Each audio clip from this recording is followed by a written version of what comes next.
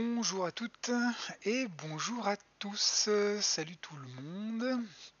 Alors pour l'instant, bonjour Max Astro Musique.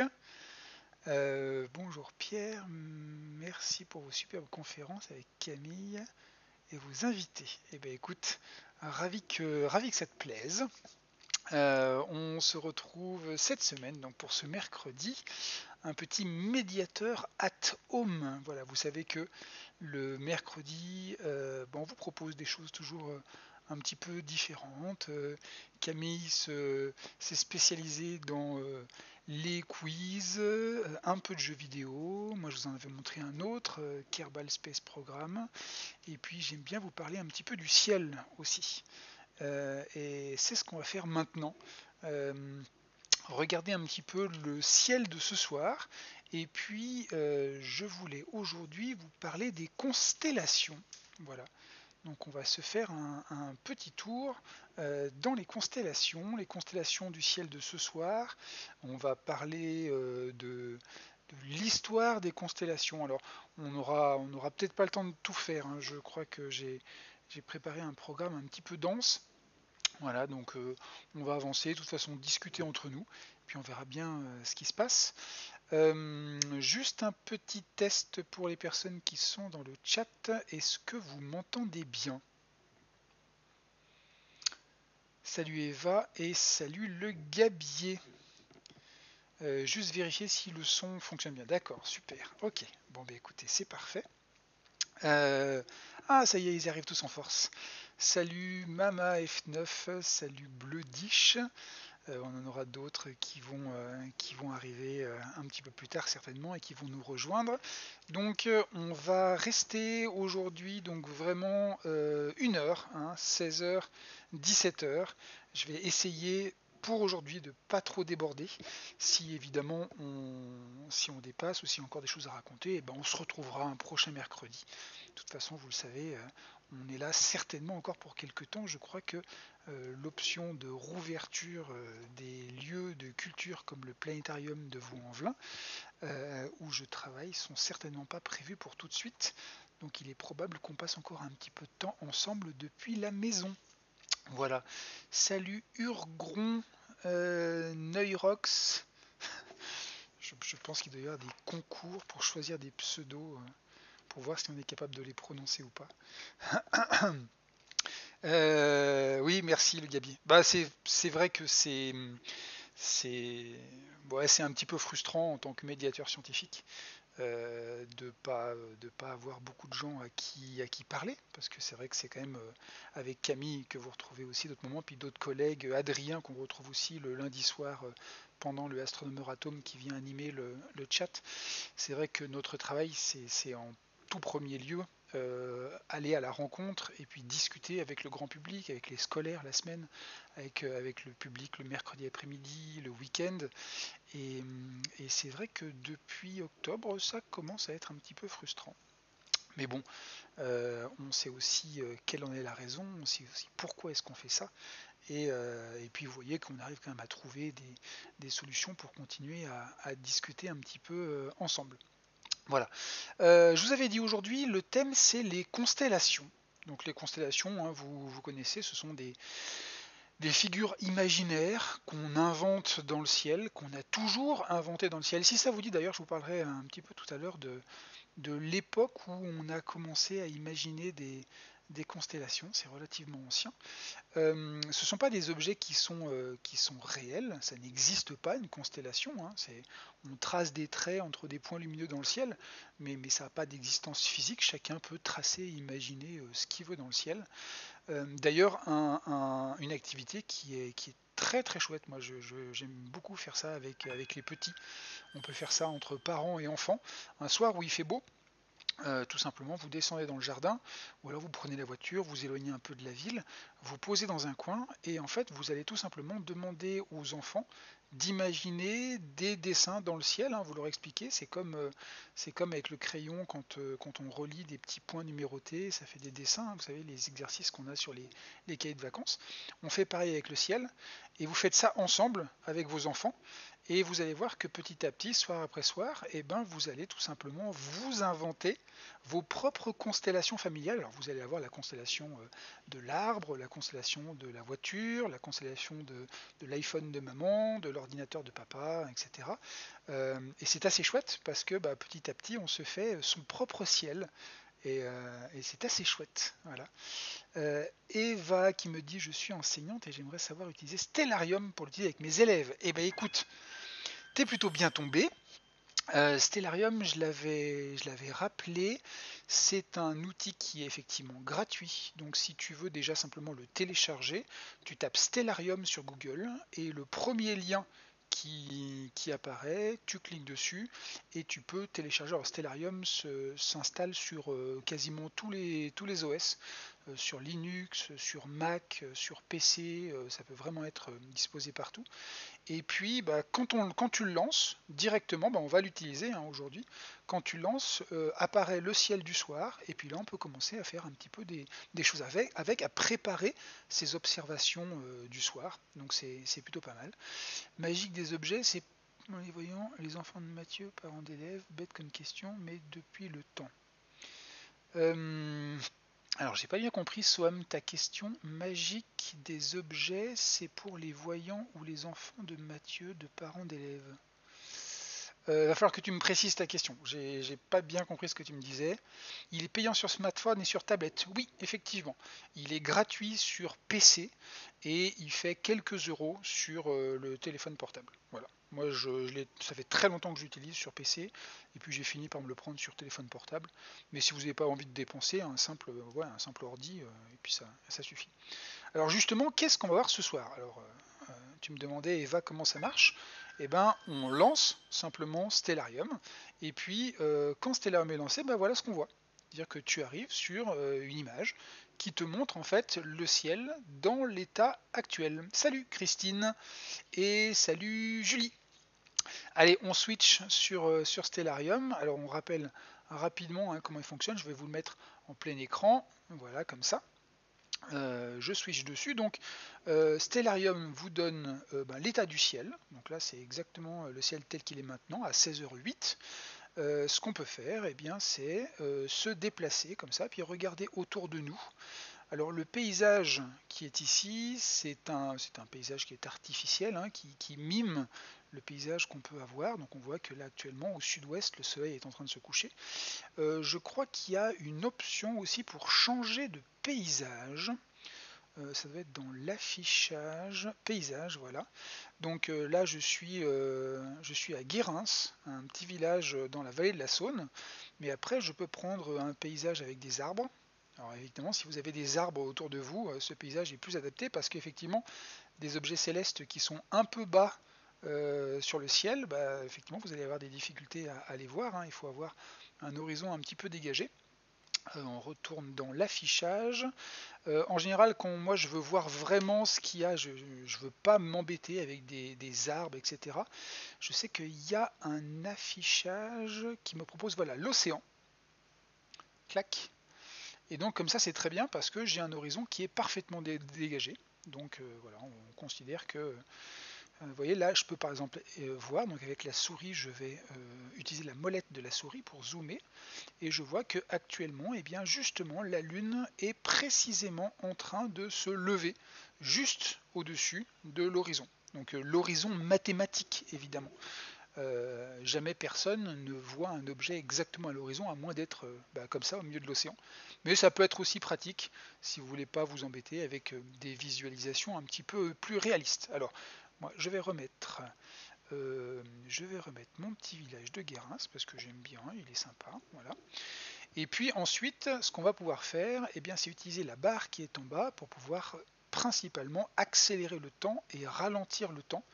Le principe d'un planétarium virtuel comme celui-ci, mais bien d'autres, c'est évidemment de pouvoir montrer l'état du ciel à n'importe quelle heure, de n'importe quel jour, de n'importe quel mois, et surtout de n'importe quel endroit aussi, depuis la France, depuis l'Allemagne, depuis l'Afrique du Sud, depuis l'Amérique.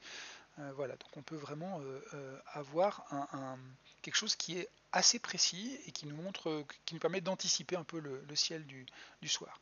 Alors justement, ici, nous en France, normalement on est bien en France, hein. Je vais juste vérifier, situation. Voilà, donc moi j'ai demandé Lyon, hein, parce que le planétarium de Vaux-en-Velin est juste à côté de Lyon. Et puis on va accélérer un petit peu le temps, donc là vous allez voir que le soleil va rapidement aller se coucher. Je vais attendre que la nuit tombe et puis je vais regarder ce qui se passe ce soir. Alors on va se faire juste une petite découverte du ciel. Je vous propose là ce soir, qu'est-ce qu'on peut voir? Alors on va attendre que la nuit tombe, on va attendre 20h30. Voilà, 20h30 c'est bien. Alors ce soir à 20h30, dans le ciel, vous voyez, il y a plein d'étoiles. Alors le ciel de janvier, c'est un ciel qui est assez chouette, parce que justement, il y a pas mal de constellations qui sont assez faciles à trouver. Toutes les constellations ne sont pas faciles à trouver, hein, loin de là même. Mais là, en ce moment, il y a des choses qui sont pas trop dures à voir. Alors, je vais juste revenir chez vous là, pour voir si vous êtes intervenu un petit peu. Je vais en parler à mon ancien prof de maths que j'ai retrouvé au club astronomique du Léman. Bah oui, bien sûr, en général dans un club astro, on a pléthore de simulateurs astronomiques, depuis les plus amateurs comme Stellarium, jusqu'à des choses extrêmement perfectionnées qui permettent de faire pointer les télescopes dans certains endroits particuliers du ciel. Donc ça peut être encore beaucoup plus fin que ça. Voilà. Sans déplacer Guérins dans l'hémisphère sud. Oui, physiquement. Non, ça non, Guérins, on va le laisser quand même là où il est. On est très bien avec ça. Alors, qu'est-ce qu'on voit ce soir? La constellation du ciel d'hiver que j'apprends au premier au petit, l'une des plus faciles à trouver. En ce moment, c'est pas compliqué. Dans le ciel, des faciles à trouver, il y en a une au sud et une au nord. Voilà. Au sud, voilà, là, vers 20h30, on lève un petit peu les yeux au ciel. Et vous voyez ici, au milieu, eh bien, on va avoir trois petites étoiles qui sont au centre de l'écran. Et ces trois petites étoiles, avec deux étoiles brillantes au-dessus, donc Bételgeuse qui est là, et puis l'autre qui s'appelle Bellatrix. Les trois étoiles brillantes s'appellent Alnitak, Alnilam, Mintaka. On n'est pas obligé d'apprendre évidemment le nom des étoiles pour regarder le ciel. Eh bien ça, c'est une constellation qui est très très connue depuis très très longtemps d'ailleurs. C'est ce qu'on appelle la constellation de Orion. Dans la mythologie grecque, Orion, c'est un chasseur. Alors ça dépend les histoires, c'est un chasseur, c'est un guerrier. La forme d'Orion est vraiment caractéristique. Les trois étoiles du milieu, c'est la ceinture d'Orion. Voilà. Quand on remonte au-dessus de la ceinture, Bételgeuse et Bellatrix, c'est l'épaule gauche respectivement et l'épaule droite d'Orion. Au-dessus, on a trois petites étoiles qui font sa tête. À gauche, on a le bras d'Orion qui monte comme ça jusqu'au-dessus. Et puis à droite, on a l'autre bras d'Orion qui va tenir. Alors ça dépend les histoires mythologiques. Soit il tient un arc, soit il tient un bouclier, etc. Et donc voilà notre ami Orion qu'on peut aussi dessiner, voilà comme ça. Là, il tient une peau d'animal, donc on peut imaginer pas mal de choses. Et donc cette constellation d'Orion, c'est une constellation qui est assez simple à voir. On reconnaît, c'est un peu comme le vélo, hein. Dès qu'on a appris à la reconnaître, celle-là, dès qu'on la voit, on la trouve facilement. Évidemment, c'est pas du tout la seule constellation du ciel. Des constellations, il y en a plein, certaines qui sont assez chouettes, mais totalement impossibles à voir. Typiquement, à côté d'Orion, là à gauche, vous avez la constellation de la Licorne. Alors c'est très bien la constellation de la Licorne, sauf que dans cette constellation, il y a une demi-douzaine d'étoiles qui sont extrêmement faibles. Résultat, c'est bien de le savoir, mais quand vous avez votre ciel comme ça, autant Orion, vous le voyez bien, juste en dessous d'Orion, on a l'étoile Sirius. Alors Sirius, elle est très importante parce que Sirius, c'est l'étoile la plus brillante du ciel, à part le Soleil évidemment, qui est une étoile, mais la nuit, il n'y a pas d'étoile plus brillante que Sirius dans le ciel. Donc celle-là, pareil, c'est impossible à la louper, c'est l'étoile la plus brillante du ciel. Et puis, et ben justement, notre ami le, la licorne se trouve entre Orion, Sirius, et puis à gauche vous avez l'étoile Procyon. Voilà, dans cette partie-là où il n'y a que des petites étoiles, les anciens ont imaginé cette forme d'un cheval à cornes. C'est très bien, mais moi la nuit quand je regarde le ciel, la licorne, je la reconnais pas du tout. Elle est super difficile à trouver. Voilà, donc au sud, on a notre ami Orion, avec d'autres choses, on en parlera juste après. Et puis on peut aussi tourner un petit peu. Alors on voit que à l'est, la lune qui est en train de se lever actuellement, ce soir à 20h30, elle sera beaucoup plus haute dans le ciel.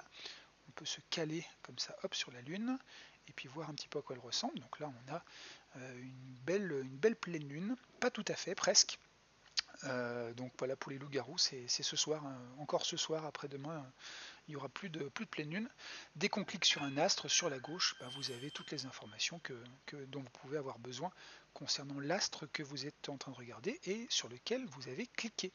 Voilà, donc notre ami Orion plutôt ce soir du côté sud.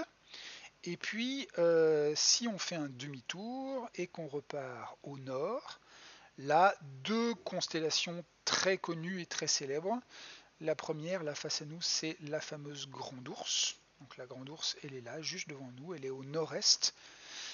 Cette Grande Ourse que l'on peut reconnaître parce que on a sur l'arrière de la Grande Ourse la forme caractéristique de la grande casserole, que vous voyez en bas, avec le manche de la casserole qui représente la queue de l'ours, et puis la casserole elle-même qui représente le ventre de l'ours. Voilà. Donc autant d'ailleurs, quand on regarde le ciel, autant la grande casserole est assez facile à trouver. Vous la voyez là juste au-dessus du bâtiment avec le manche de la casserole et puis les 4 étoiles de la casserole. Autant le reste de l'ours est pas forcément simple à voir parce que les 7 étoiles de la casserole, elles sont relativement brillantes. Par contre, le reste du corps de l'ours avec la tête qui est au-dessus, les pattes avant et puis la patte arrière, ça c'est des étoiles qui sont plus petites. Donc il faut être allé dans un club astro ou alors avoir appris un peu le ciel pour arriver à les trouver. Elles ne sont pas forcément aussi évidentes. Voilà. D'ailleurs, un petit truc sur la grande ourse, un petit point étymologique.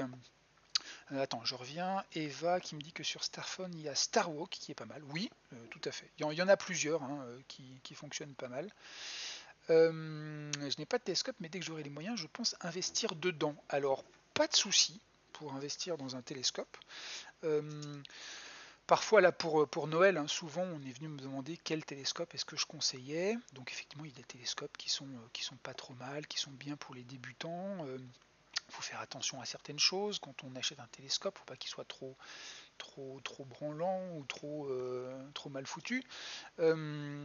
C'est vrai que quand les gens me demandent d'acheter un télescope, je leur conseille surtout avec le télescope de prendre un ticket dans un club d'astro pas loin de chez eux, il y en a partout en France. Parce que le souci c'est que si vous prenez qu'un télescope avec votre enfant et que vous ne connaissez pas le ciel, vous allez regarder la lune le premier soir, les étoiles le deuxième soir. Le troisième soir, vous allez vous apercevoir que toutes les étoiles dans le télescope, ça reste des points brillants. Et puis après, il n'y a plus rien à voir dans le ciel. Et puis on se lasse, on le met au grenier, et puis on n'y retouche plus. Alors qu'en fait, il y a plein de choses à voir dans le ciel, mais il faut savoir où elles sont, ces choses à voir. Des étoiles qui explosent, des galaxies, des nébuleuses, des résidus de supernova, comme je disais. Donc c'est vrai qu'il vaut mieux apprendre aussi à connaître le ciel et à savoir pointer son télescope sur un objet qu'on ne voit pas à l'œil nu, mais qu'on verra au télescope quand on sera dessus.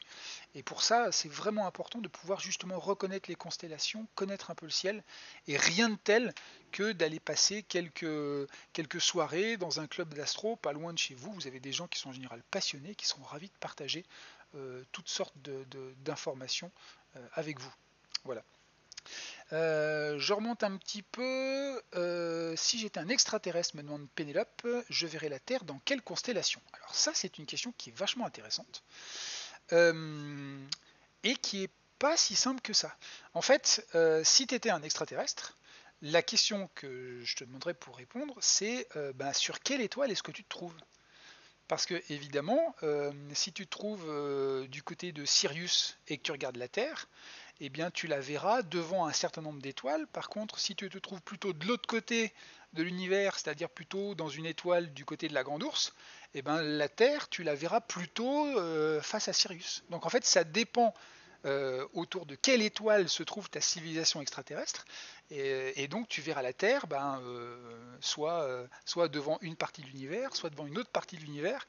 Donc en fait, je ne peux pas te le dire si tu ne me dis pas précisément autour de quelle étoile tourne ta planète extraterrestre. Voilà, ça dépendra.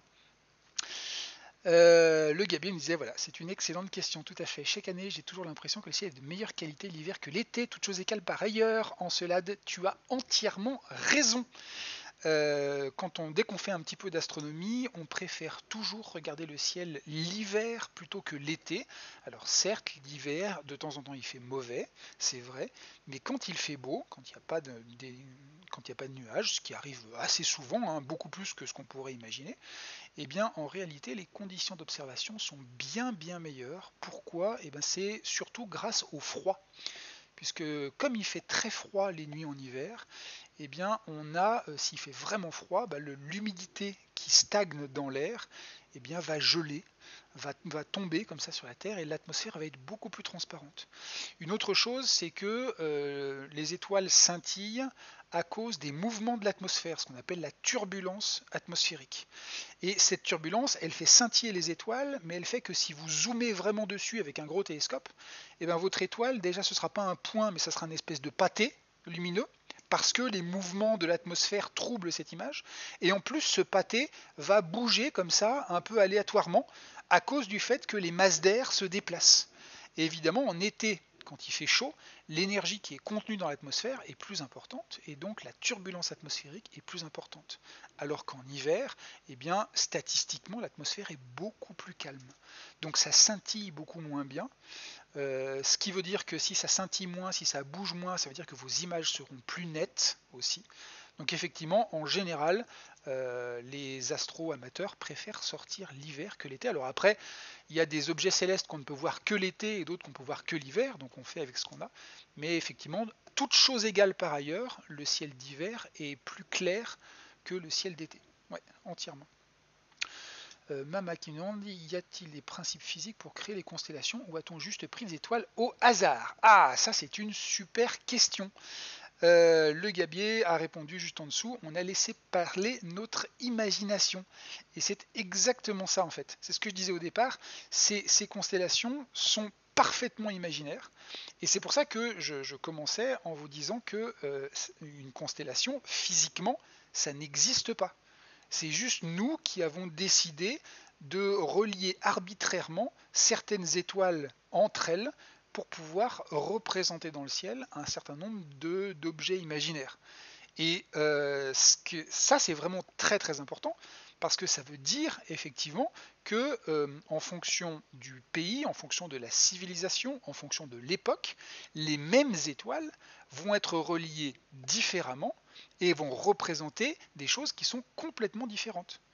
Par exemple, tiens, on parle de la grande casserole qui se trouve ici, donc la grande casserole dans la Grande Ourse. Pour nous, c'est une casserole. Voilà. Pour les Mayas, juste la forme de la casserole, hein, pas le reste de l'ours avec la tête qu'on voit ici en haut et puis les pattes sur la droite, mais juste la grande casserole. Pour les Mayas, ça représentait un perroquet. Donc c'était la constellation du perroquet.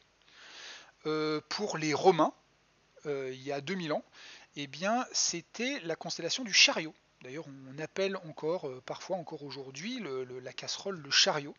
Donc pour les Romains, on pouvait voir les 4 roues d'un chariot, et puis en dessous, vous avez 3 chevaux ou 3 vaches qui sont en train de tirer le chariot. Donc évidemment, dans le ciel, il y a souvent les étoiles les plus brillantes qui sont proches les unes des autres.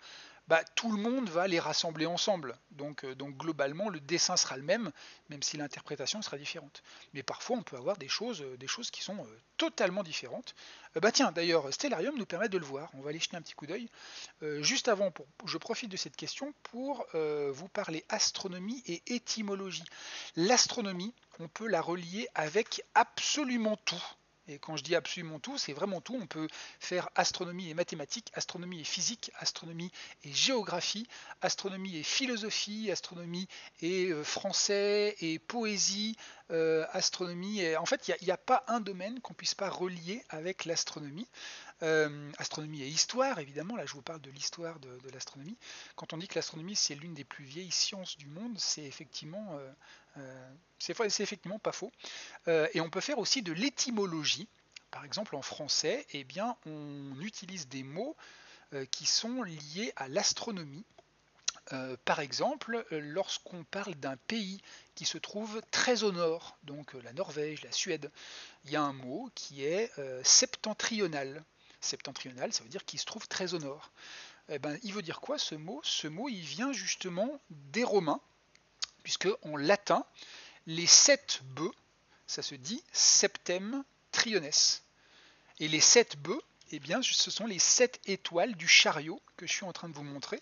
Et ce chariot de la Grande Ourse, il se trouve qu'il est toujours dans la direction approximative du nord. Quand vous regardez la grande casserole, elle est toujours au nord. Vous ne verrez jamais la casserole dans la direction du sud.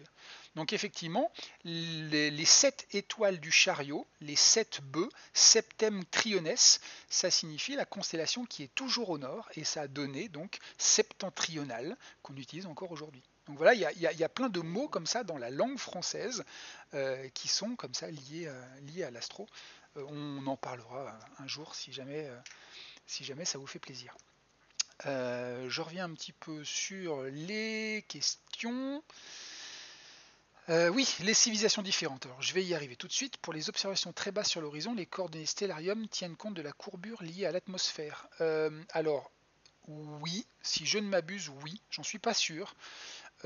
Stellarium, tu peux lui demander aussi de jouer le scintillement, un scintillement différentiel. Donc effectivement, les étoiles près de l'horizon qui traversent plus d'atmosphère vont scintiller plus que les autres. Donc ça, c'est possible.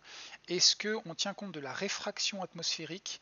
Je crois, mais je n'en suis pas sûr. Voilà. Donc je te garantis pas ça. Voilà.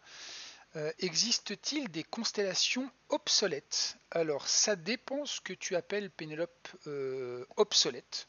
Voilà. Dans l'histoire des constellations, il existe des constellations qu'on utilisait à une époque et qu'on n'utilise plus aujourd'hui. Mais c'est aussi très difficile à dire ça parce que justement les constellations, tout le monde les a toujours utilisées, mais tout le monde a inventé ce qu'il voulait. Tiens, on va partir justement sur ce que je vous disais tout à l'heure. On va rester sur la partie de la grande casserole, donc la grande ourse qui est plutôt à droite de l'écran. Juste à gauche, on a la petite casserole, avec au bout de la petite casserole qui représente donc la petite ours, eh bien, le bout de la queue de la petite ours que vous voyez ici. Donc ça, c'est une étoile très particulière qui s'appelle l'étoile polaire. Alors souvent, quand les gens viennent au planétarium, ils me disent « Ah, l'étoile polaire, je sais, c'est l'étoile la plus brillante du ciel. » Pas du tout. L'étoile polaire, c'est pas la plus brillante du ciel. On l'a dit tout à l'heure, la plus brillante, c'est Sirius. Non, la chose un peu spéciale pour l'étoile polaire, c'est pas du tout qu'elle est brillante. Il y a plein d'autres étoiles plus brillantes qu'elle. Par contre, sa spécialité, c'est que l'étoile polaire, eh bien, elle se trouve par hasard exactement dans l'axe de rotation de la Terre. Ce qui signifie que lorsque la Terre tourne sur elle-même, eh bien, vu depuis le sol, on va le faire, je vais accélérer le temps, vu depuis le sol, eh bien, on a toujours l'impression, vous voyez, que tout le ciel tourne autour de nous. On a l'impression que le ciel tourne, alors qu'en fait, évidemment, c'est la Terre qui tourne sur elle-même. Et l'étoile qui, par hasard, se trouve exactement au centre de cette rotation apparente du ciel, eh ben, c'est l'étoile polaire. Voilà, donc sa spécialité, c'est pas qu'elle brille plus que les autres, c'est surtout que cette étoile est la seule étoile du ciel à rester toute la nuit exactement au même endroit.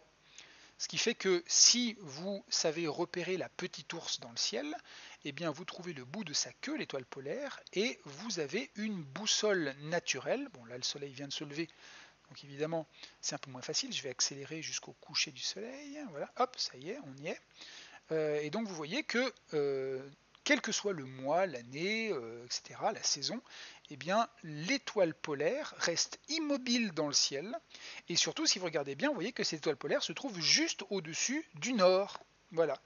Donc en fait, le ciel, c'est aussi une très très bonne boussole. On n'a pas besoin de boussole pour se repérer dans le ciel quand on connaît les constellations, parce qu'il suffit de connaître la petite ours et de repérer l'étoile polaire pour savoir exactement où se trouve la direction du nord. Et à partir de là, vous savez que à droite c'est l'est, à gauche c'est l'ouest, derrière c'est le sud. Et donc du coup, vous pouvez vous repérer au milieu de l'océan. Si vous avez laissé tomber votre boussole dans l'eau, eh ben, il n'y a pas de problème. Ça marche très bien avec ces fameuses constellations. Voilà. Je vais revenir un petit peu plus tôt. On va se mettre, on avait dit vers 20h30. Voilà, 20h30, hop. Donc là, on retrouve notre grand ours et notre petit ours. Très bien. Avec le lion qui est un peu à droite en dessous des pattes de l'ours. Donc je vais juste enlever les dessins. Voilà, on va garder quand même ces fameux traits. Et puis maintenant, eh bien, on va essayer, parce qu'on peut le voir avec Stellarium, essayer de voir comment d'autres civilisations voyaient cette même région du ciel. Et ça, c'est très intéressant. Juste avant ça, je vais revenir sur vos remarques. Donc nous aussi, on peut voir notre propre constellation. Mama, bah ouais, tu peux inventer ce que tu veux dans le ciel. Il n'y a rien de scientifique là-dedans. Astronomie et musique, mais carrément, bien sûr, ce qu'on appelle l'harmonie des sphères. Alors c'était plutôt dans les temps anciens, on pensait effectivement que chaque planète se trouvait dans le système solaire reliée à une distance de la Terre, puisqu'on pensait que les planètes tournaient, que tout l'univers tournait autour de la Terre. Donc on avait des sphères célestes comme ça en cristal qui maintenaient chaque planète, et ces planètes étaient associées à un élément particulier, étaient associées à une date particulière, étaient aussi associées à une musique particulière. Et donc on a longtemps pensé effectivement que chacune de ces sphères pouvait résonner à l'image d'une corde de guitare sur des harmonies particulières, et chaque planète avait ses harmonies. Donc effectivement, astronomie et musique, c'est pas du tout difficile de pouvoir lier ces deux disciplines. Honnêtement, je crois qu'il n'y a pas beaucoup de disciplines que vous pourrez proposer et qu'on ne pourra pas relier avec l'astronomie. Voilà. Qu'est-ce qu'on a d'autre? C'est grave intéressant de voir ce que les autres voient. Tout à fait. Tu donnes envie d'écouter Holst à nouveau, mais surtout n'hésite pas. Grâce à la chaîne INS, moi j'ai découvert l'origine du mot canicule, évidemment, qui vient de Sirius, qu'on appelait avant canicula. Voilà un autre mot qui vient de la partie astronomique. Est-ce qu'on peut la voir toute l'année? Ah, alors ça aussi c'est une question intéressante. Je garderai cette question pour plus tard parce que on va partir sur les civilisations. Donc dans Stellarium, je vais sur la droite et je vais récupérer mon affichage, voilà. Et dans l'onglet affichage, eh bien j'ai un petit onglet qui s'appelle Culture céleste, voilà, ici. Et dans cet onglet Culture céleste, eh bien je vais pouvoir regarder le ciel ou les constellations imaginées par différents peuples au cours des différentes époques. Donc par exemple, je peux cliquer sur les Aztèques, voilà, Aztèques, et donc chez les Aztèques, eh bien, je vais voir le même ciel que le mien, mais avec leur propre dessin et constellation. Voilà. Donc justement, la petite ours, vous voyez que chez les Aztèques, la petite ours c'était exactement comme nous, sauf que pour eux, c'était pas une petite ours, c'était le pied tordu. Voilà, Xonquili. Ici, donc, on a la constellation du jeu de balle des étoiles, puisque pareil, dans la civilisation aztèque, le jeu faisait aussi partie intégrante de la société, de la culture et de la religion même. Voilà, on avait le jeu de balle, on avait la constellation du bâton de feu, qui est ici. Plus au sud, alors on n'a pas grand chose. Alors évidemment, c'est plus ou moins rempli en fonction de ce que l'on sait et ce que l'on connaît de la manière dont les gens imaginaient le ciel à l'époque. Parce que évidemment, vous allez avoir certaines civilisations qui avaient une tradition essentiellement orale, et du coup, il va être très très difficile de savoir aujourd'hui, 500 ans plus tard, qu'est-ce que les gens imaginaient dans le ciel. Puis il y a une autre chose qui va limiter un peu, c'est que là, je vous ai montré le ciel vue dans la direction du nord depuis la France. Mais effectivement, si on va voir des civilisations de l'hémisphère sud, par exemple les civilisations des aborigènes d'Australie, dans l'hémisphère sud, on voit une autre partie du ciel et de l'univers par rapport à la France. Il y en a assez peu qui se superposent. Et donc du coup, l'essentiel des constellations qu'ils ont imaginées sont des constellations du ciel de l'hémisphère sud, ce qui fait que vous, ici dans l'hémisphère nord, en regardant la Grande Ourse, vous n'allez pas forcément avoir grand-chose. Donc ça peut être un jeu très intéressant, hein, c'est vraiment très très chouette. On peut aller voir chez les Biélorusses. Alors les Biélorusses, ils ont gardé un certain nombre de choses qui sont assez similaires à nous. On a les Gémeaux, voilà, qui sont toujours là. Alors, sauf qu'au lieu de s'appeler Castor et Pollux, qui nous viennent de la tradition grecque, puisque nous, on a gardé par tradition les constellations que les Grecs ont inventées dans le ciel, et bien pour les Biélorusses, nous avons la Pologne et la Lituanie. Voilà, très bien. Avec la grande casserole qui s'appelle le chariot d'Élias. Donc on reste sur des choses relativement connues. Notre ami le Orion, eh bien, il reste ici, mais c'est le trône. On a le trône, le râteau et les tondeuses. Avec, alors, ici, vous voyez, juste à côté d'Orion, eh bien, on a dans le ciel des étoiles qui forment la forme d'un V. Alors pour nous, ce V, en tout cas chez les Grecs, il représentait d'après eux la tête du taureau. Donc en fait, vous avez le V là qui représente le museau du taureau. Et puis, si vous regardez, si vous remontez un petit peu au-dessus de ce V, en haut à gauche, on arrive sur des étoiles assez brillantes. On a celle-ci et celle-là. Et ces deux étoiles-là, eh bien, c'est le bout des deux cornes du taureau. Donc on a la corne droite du taureau qui est ici, la corne gauche du taureau qui est là. Et ben pour les Biélorusses, il ne s'agissait pas d'un taureau, mais il s'agissait de la tête d'une couleuvre. Voilà, excusez-moi, je clique n'importe où.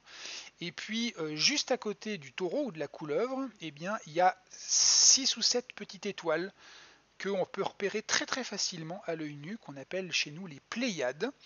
Eh bien, ces Pléiades, pour les Biélorusses, c'est la constellation des petits poussins. Voilà. Donc vous voyez, parfois on a vraiment on sent qu'il y a eu une espèce de migration culturelle, ce qui fait que les constellations grecques eh bien, se sont petit à petit propagées comme ça au nord, et du côté russe et biélorusse, on a quand même des constellations qui ressemblent pas mal à ce que les Grecs faisaient, et donc aux constellations qu'on utilise encore aujourd'hui. Par contre, si vous prenez la même partie du ciel et que vous regardez ça chez les Chinois, alors chez les Chinois, le dessin va être totalement différent. Alors là, c'est vrai que l'astronomie et l'astrologie chinoise, c'est quelque chose qui est particulièrement bien documenté. Donc on connaît très très bien le ciel antique chinois. Et alors là, on va avoir l'enceinte, on va avoir l'estomac, le lien, on va avoir l'eau qui coule, on va avoir le puits, le saule, la cuisine, les portes du palais. Voilà, vous voyez qu'ils avaient quand même repéré globalement, ils avaient mis Orion un peu dans dans le même dessin, un peu comme nous. Voilà, on a en fait, on a la constellation des 3 étoiles, et puis on a les étoiles qui tournent autour des 3 étoiles. Voilà. Mais à côté, on aura la toilette ou les toilettes, ça je ne sais pas. Les cuisines extérieures, on va avoir l'arc et la flèche. Donc voilà, les étoiles, le ciel, lui, il est réel, il est physique. Par contre, la manière dont on va projeter son imaginaire et souvent sa mythologie dans le ciel, eh bien ça par contre c'est quelque chose de totalement arbitraire et c'est très bien comme ça, c'est beaucoup plus poétique que autre chose. Voilà. Je reviens un petit peu vers vous hein, parce que je veux pas parler tout seul, lire un peu ce que vous me dites là. Euh, est-ce qu'on peut voir les constellations toute l'année? Je vais te montrer ça, Neurox. on va en parler. L'abbé Duo qui travaille dans un petit planétorium les week-ends et qui confirme, beaucoup de personnes confondent étoile polaire, étoile du Berger. Effectivement, ouais. Étoile polaire, étoile du Berger, étoile la plus brillante. C'est des termes que tout le monde a entendus, mais c'est pas forcément des termes dont on connaît bien la définition. Après, c'est pas grave. L'idée, c'est justement quand on va discuter avec des astros, ben, on va comparer un peu sa vision des choses à la réalité. Salut Stocco. De rien, Max Astro Musique. Voilà, les Gémeaux pour les Romains, c'était Romulus et Rémus, exactement. Ouais. Les Romains, globalement, les Romains, ils ont à peu près tout piqué aux Grecs, c'est-à-dire qu'ils ils sont pas foulés, ils ont gardé les constellations grecques, et puis ils ont juste changé les noms. Donc la constellation des Gémeaux, qui était Castor et Pollux. D'ailleurs, l'étoile qui représente la tête de Castor s'appelle Castor, l'étoile qui représente la tête de Pollux s'appelle Pollux. Je peux vous le montrer, là on va revenir sur les constellations, celles que nous on connaît. Hop, on va garder, voilà, on va garder celle-ci. Donc les Gémeaux, voilà, les Gémeaux ils se trouvent ici au milieu. Donc là vous avez, vous voyez, les Gémeaux, c'est deux petits bonhommes qui se tiennent la main. On peut les dessiner comme ça. Ah, bah alors, pourquoi tu me les dessines pas? Eh ben j'ai perdu mes dessins de constellation, c'est chouette. Bon, c'est pas grave, là vous avez deux petits bonhommes allongés, l'un à côté de l'autre, et vous voyez effectivement que le bonhomme du haut eh bien, s'appelle Castor, parce que l'étoile qui représente la tête de Castor s'appelle Castor, et puis à côté on a Pollux qui est ici. Alors c'est assez chouette d'ailleurs ces deux étoiles, Castor et Pollux, si vous faites un petit peu d'astrophoto. Donc si vous prenez votre appareil photo et puis que vous photographiez le ciel, il n'y a pas besoin de gros instruments pour faire de la photographie du ciel. Si vous avez un objectif avec une focale un peu longue, donc vous pouvez un peu zoomer sur le ciel, vous pouvez essayer de prendre une photo en longue pause de Castor et Pollux. Et c'est assez intéressant de prendre en photo ces deux étoiles, tout simplement parce qu'avec une pause un petit peu longue, eh bien, et puis alors par contre il va falloir que votre appareil photo soit posé sur un support qui suit la rotation du ciel, parce que sinon Castor et Pollux ça va faire des grandes lignes sur votre photo, mais si vous arrivez à suivre la rotation apparente du ciel et que vous posez pendant relativement longtemps, eh bien vous pourrez aussi voir la différence entre les températures, entre les couleurs des étoiles. Puisqu'en fait Castor et Pollux, ce sont deux étoiles qui ont vraiment des couleurs très très différentes. Et du coup, ben, j'ai vendu la mèche parce que effectivement ces couleurs, eh bien, elles dépendent en réalité de leur température, puisque c'est la température des étoiles qui leur donne les couleurs. Alors ça aussi, on peut beaucoup s'amuser quand on parle de ça, parce que on a des étoiles qui sont certaines plutôt rouges, d'autres plutôt bleues.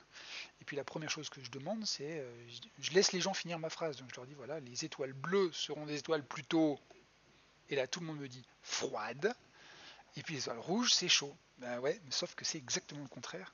Les étoiles bleues sont les plus chaudes et les étoiles rouges sont les plus froides. Voilà. C'est pas parce que quelqu'un un jour s'est amusé à dessiner les robinets de la salle de bain dans cet ordre-là que ça veut dire quoi que ce soit sur la température des objets. En fait, c'est exactement l'inverse. Donc c'est souvent aussi un autre piège avec lequel on peut s'amuser un petit peu. Voilà. Quelle différence entre astronomie et cosmologie? Ouais, ok. Alors on a astronomie, cosmologie et cosmogonie. Alors astronomie, c'est l'étude du ciel. Astre, c'est quelque chose qu'il y a dans le ciel. Donc un astre, c'est la Lune, c'est le Soleil, c'est une étoile, c'est une comète, c'est n'importe quoi. Donc astronomie, c'est l'étude, l'observation et l'étude des astres. L'astrophysique, c'est l'application des lois de la physique aux objets qu'on observe dans l'univers pour pouvoir en déduire des propriétés physiques. La taille, la composition chimique, le champ magnétique, la température, etc. etc. Donc, astronomie, astrophysique, c'est on applique les principes de la physique qui sont des principes universels, donc qui nous permettent justement, parce qu'on sait que la physique sur Terre est la même que la physique à l'autre bout de la galaxie, ça nous permet d'en déduire des choses. Ensuite, on a la cosmologie. Donc la cosmologie, c'est l'étude de la composition, de l'évolution, du fonctionnement, du passé et du futur, de l'univers dans son entièreté, du cosmos, cosmologie, étude du cosmos. Donc là, on va se demander de quoi est fait l'univers, combien de matière est-ce qu'il contient, combien d'énergie, d'où est-ce qu'il vient, est-ce qu'il est statique, est-ce qu'il est dynamique, est-ce qu'il grandit, est-ce qu'il raccourcit, qu'est-ce qui est arrivé dans le passé de l'univers, qu'est-ce qui est arrivé dans le futur de l'univers, donc tout ce qui concerne l'univers, donc c'est l'univers qu'on met sur une paillasse et qu'on étudie comme un objet physique. Et la cosmogonie, les cosmogonies, justement, une cosmogonie, c'est la manière dont les peuples ont imaginé l'univers. Donc certains peuples imaginaient l'univers infini, d'autres peuples, souvent dans le passé, imaginaient plutôt un univers fini. Certains imaginaient que la Terre était plate et unique. Certains imaginaient que la Terre était plate et ronde. On a, par exemple, il y a un peuple, c'est très intéressant, les Kotoko en Afrique. Bon, j'avais pas du tout prévu de dire ça. Bon, je crois que de toute façon, je ne dirai pas ce que j'avais prévu. C'est pas grave, on aura l'occasion d'y revenir. Chez les Kotoko, la cosmogonie Kotoko est assez intéressante, puisque la Terre est plate et carrée. Et en fait, chez les Kotoko, il n'y a pas une Terre, mais il y a plusieurs terres, les unes au-dessus des autres. Et au-dessus de la Terre, pareil, il n'y a pas un ciel, mais il y a plusieurs cieux empilés les uns au-dessus des autres. Et chaque terre est habitée par des Kotoko, par des peuples, par des humains, par des animaux. Voilà. Et du coup, tout ça est enfermé dans un œuf d'autruche géant qui constitue les limites de l'univers. Et bien ça, c'est une cosmogonie, c'est une manière de se représenter l'univers. Et c'est un domaine d'étude qui est à la fois astronomique, mais à la fois très dirigé vers les humains, vers la culture, qui est un domaine absolument passionnant. Voilà. Alors vous pourriez me dire d'ailleurs, si les Kotoko imaginent qu'il y a plein de terres les unes sur les autres, comment est-ce qu'ils peuvent accorder cette vision-là avec le fait que nous, sur Terre, on n'a pas d'autres terres plates au-dessus de nous. C'est très simple, c'est que les Kotoko imaginent que nous, on habite sur la dernière terre du dessus. Donc c'est pour ça que nous, on a de la chance, parce qu'on est sur la dernière terre d'en haut, et nous, on est les seuls à avoir un ciel au-dessus de nos têtes. Par contre, si vous avancez avec votre bâton, que vous traversez le désert, et que vous allez jusqu'au bout du monde, et que vous vous penchez sur le bord du monde, d'après les Kotoko, vous verrez toutes les autres terres qu'il y a en dessous, qui sont elles aussi habitées. Voilà. Est-ce qu'un Kotoko est arrivé au bord du monde pour le vérifier? Ça, je ne le sais pas. Il faudra aller leur demander. Voilà. Les Grecs sont quand même partout, toutes les connaissances qu'ils ont apportées. Alors, au niveau si on parle simplement des constellations, les Grecs n'ont pas apporté, entre guillemets, plus de connaissances que les autres, puisque les constellations, c'est projeter son imaginaire, projeter sa mythologie, ses croyances, les héros des histoires qu'on se raconte le soir au coin du feu, dans le ciel. Et ça, tous les peuples l'ont fait. Les Mayas l'ont fait, les Grecs l'ont fait, les Chinois antiques l'ont fait, les Aborigènes l'ont fait, les Polynésiens l'ont fait, tout le monde l'a fait. Donc, simplement, ce qui s'est passé, c'est qu'en 1930, si je ne dis pas de bêtises, l'Union astronomique internationale a décidé que, histoire que tous les astronomes du monde puissent discuter de la même manière, ils ont dit bon allez, on va fixer un peu les choses et on va choisir une représentation de constellation et on va dire qu'à partir de maintenant, officiellement pour se repérer dans le ciel, on va tous apprendre les mêmes. Et donc on a choisi parce qu'on les utilisait déjà, parce qu'elles étaient déjà utilisées par le passé, par Kepler, par Galilée, par les anciens, jusqu'aux Grecs, comme tout le monde utilisait dans le monde occidental les constellations grecques, on a dit, allez, on va dire que tous les astronomes utilisent ce ciel-là. Et alors c'est à la fois quelque chose qui a été assez utile pour l'astronomie, mais d'un autre côté, la question peut se poser, est-ce que c'est pas un appauvrissement aussi d'un point de vue culturel? Parce que du coup, si tout le monde apprend celle-là, ça veut dire que celles qu'on apprenait avant, on ne les apprend plus. Donc effectivement, après, il y a tout un travail aussi d'études ethnologiques pour justement arriver à recenser, avant qu'elles ne disparaissent, toutes les manières de voir le ciel de plein de cultures, de civilisations qui ont changé à la fois dans l'espace et dans le temps. Donc c'est vrai qu'en soi, c'est un domaine d'étude qui est absolument passionnant. Voilà. Penelope Six, comment se fait-il que les constellations sont encore reconnaissables de nos jours, étant donné les mouvements relatifs des étoiles dans notre Voie lactée? Ah, alors effectivement, quand on parle des étoiles, on parle toujours des étoiles fixes. Alors vous allez me dire, elles ne sont pas fixes puisqu'elles bougent, le ciel tourne autour de nous. Alors c'est vrai, quand on dit fixe, c'est fixe les unes par rapport aux autres. C'est-à-dire qu'une fois que la Terre a fait un tour sur elle-même, ou en tout cas quand on regarde le ciel, une fois que le ciel a fait un tour autour de la Terre, quand on revient à la même heure le lendemain soir, eh bien les étoiles sont toujours à la même place les unes par rapport aux autres. On peut de nouveau reconnaître les constellations. Donc c'est vrai qu'on les appelle fixes, mais en réalité, ces étoiles qui sont d'autres soleils se déplacent dans l'univers, elles ont un mouvement propre, et effectivement, petit à petit, avec le temps, tu as raison, les constellations se déforment. Sauf que, le mouvement des étoiles est un mouvement qui est relativement rapide et qui peut atteindre plusieurs dizaines, voire centaines de kilomètres par seconde. Donc c'est quelque chose qui est assez important, hein, ça fait des centaines de milliers de kilomètres heure. Pourquoi est-ce que le ciel ne se déforme pas comme ça en permanence au gré des mouvements des étoiles? Eh bien ça, c'est principalement dû au fait que les étoiles sont extrêmement lointaines. Elles sont à des distances gigantesques et donc effectivement leur mouvement on le voit quasiment pas. C'est comme quand tu prends je sais pas moi, une voiture de course qui avance à 200 km/h. Oui, elle va vite, sauf que si tu la regardes à 5 km de distance, tu vas la voir avancer tout doucement comme ça sur le paysage, parce que tu la regardes de loin.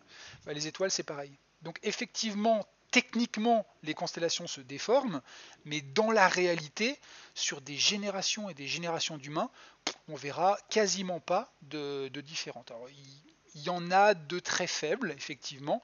Maintenant, avec les instruments de mesure qu'on a, on les connaît très bien, donc on peut même simuler la déformation des constellations qu'on verra dans 1000 ans, dans 5000 ans, dans 10 000 ans, mais sur une civilisation, même sur la durée de vie d'une civilisation, ça bouge pas énormément.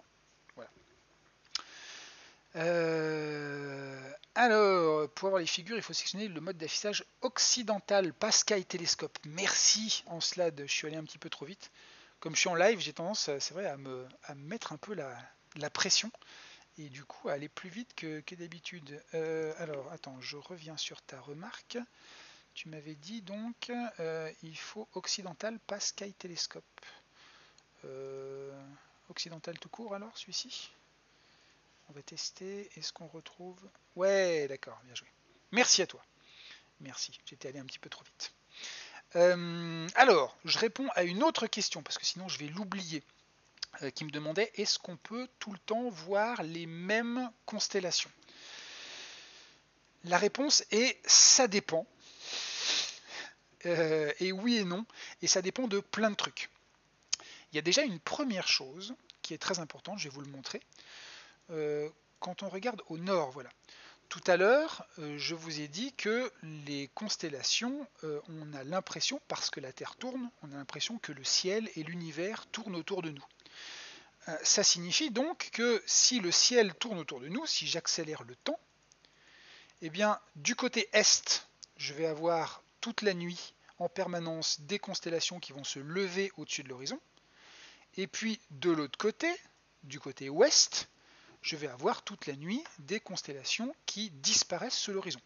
Donc déjà une première chose, c'est que les constellations ne sont pas visibles à n'importe quel moment de la nuit. Vous voyez là, à partir de 2h du matin, la constellation d'Orion passe sous l'horizon. Donc si vous voulez regarder Orion en ce moment, c'est entre 18h30 et 2h du matin, mais pas après, parce que après ça passe en dessous de l'horizon. Effectivement, on pourrait penser que, comme ça, toutes les constellations, du coup, comme le ciel tourne autour de nous, toutes les constellations se lèvent d'un côté et se couchent de l'autre, ce qui fait que déjà sur 24 heures, on ne peut pas toutes les voir, ce qui n'est pas tout à fait exact. Je vais accélérer un peu pour faire coucher le soleil, voilà, on va reprendre ça. Ce qui n'est pas tout à fait exact parce que justement, autour de l'étoile polaire, qui est là, si vous regardez bien, il y a un certain nombre de constellations qui sont suffisamment proches de l'étoile polaire pour ne jamais passer sous l'horizon. Typiquement, là en dessous, c'est la constellation du Dragon, qu'on voit là. On a la constellation de Céphée, donc le roi Céphée, la reine Cassiopée, qui est juste à gauche. On a la constellation de la Girafe, à gauche de la Petite Ourse, que personne ne connaît, qui est super dur à trouver. Donc vous voyez, il existe un petit nombre de constellations qui, parce qu'elles sont proches de l'étoile polaire et parce que l'étoile polaire, elle, reste toujours à la même position dans le ciel, puisque c'est le centre de la rotation apparente du ciel, eh bien ces constellations-là ne passent jamais sous l'horizon. Ces constellations-là qui tournent autour de l'étoile polaire, eh bien on leur donne un nom. Les étoiles autour de l'étoile polaire, on les appelle les constellations circumpolaires. Donc les circumpolaires, c'est la Grande Ourse, la Petite Ourse, Céphée, Cassiopée, la Girafe, le Dragon. En gros, c'est ça. Voilà. Donc déjà, sur une soirée, on a déjà un certain nombre de constellations qu'on sait pouvoir voir à n'importe quelle heure. Il n'y en a pas beaucoup, mais il y en a quelques-unes. Bien. Attention, ça va se compliquer. On est en train de me dire que... Aïe, aïe, aïe, aïe. Aujourd'hui, alors d'habitude je peux dépasser un petit peu, aujourd'hui pour des contraintes autres, il faut absolument que j'arrête à 17h. Mais comme je vois que le sujet vous intéresse beaucoup et qu'on est très loin d'avoir épuisé le sujet, du coup si ça vous intéresse, la prochaine fois que je reviendrai, peut-être mercredi prochain, je verrai avec Camille, et ben on continuera à parler de ces constellations. J'ai encore plein de trucs à vous raconter sur elles. Voilà, donc sur une soirée, peu de constellations sont toujours visibles, beaucoup de constellations, elles, se lèvent et se couchent et ne sont pas forcément visibles. Ensuite, il y a une autre chose, c'est qu'il y a effectivement ce qu'on appelle des constellations d'été et des constellations d'hiver. Au nord, on les voit tout le temps, donc pas de souci. Par contre, au sud, alors typiquement, tout à l'heure, je vais me remettre à 20h30. 3h du matin, non, ça ne me va pas. Voilà, 20h, c'est bien. Donc typiquement, au sud, par contre, eh bien, c'est là où on va avoir les constellations d'été et les constellations d'hiver. La constellation d'Orion, qui est là au milieu, ça c'est typiquement une constellation d'hiver. C'est-à-dire une constellation qu'on va commencer à voir à l'automne, qu'on verra très très bien plein sud pendant l'hiver, et qu'au printemps, on ne verra quasiment plus parce que quand le soleil va se lever, Orion sera déjà en train de se coucher. Et puis inversement, il y a des constellations qu'on verra en été, plein sud, et qu'on ne verra pas du tout en hiver. Alors pourquoi? Eh bien, ça, je peux vous le montrer. Tenez, on va utiliser. Alors, c'est quelque chose que je n'avais pas forcément prévu de. C'est une image que je n'avais pas prévu de vous montrer aujourd'hui, mais je crois que je l'avais déjà chargée. Donc, on va la regarder. On va revenir sur mes images. Voilà. Et je vais vous montrer celle-là. Non, pas celle-là, pardon. Hop là, ça on parlera de ça plus tard. Voilà, ça. Donc là, si vous regardez bien, vous avez la Terre qui tourne autour du Soleil. Voilà. Si vous regardez dans la situation telle qu'on la voit ici, par exemple la Terre le 21 mars, voilà, donc au printemps, eh bien, le côté, la Terre est toujours divisée en deux côtés. Il y a le côté qui est tourné vers le Soleil, c'est le côté jour, et puis il y a l'autre côté, donc ici sur la gauche, qui est le côté nuit. Donc vous voyez bien que quand on est au printemps et qu'on est sur la partie gauche de l'orbite terrestre, eh bien du côté nuit, à l'opposé du Soleil, eh bien on va voir toutes les constellations qui sont sur la gauche de l'image.